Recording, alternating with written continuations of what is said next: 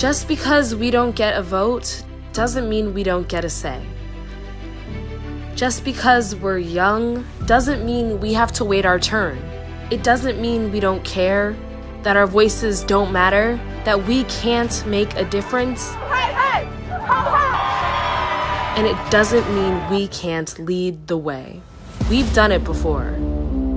In 1955, 15-year-old Claudette Colvin refused to give up her seat on the bus, 9 months before Rosa Parks. In 1960, 4 high school students sat at a lunch counter in Greensboro, North Carolina, to protest segregation. In 1965, John and Mary Beth Tinker stood up for students' right to free speech when they refused to remove black armbands worn to protest the Vietnam War.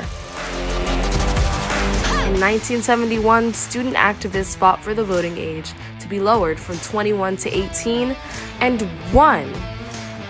We didn't wait our turn then, and we won't now.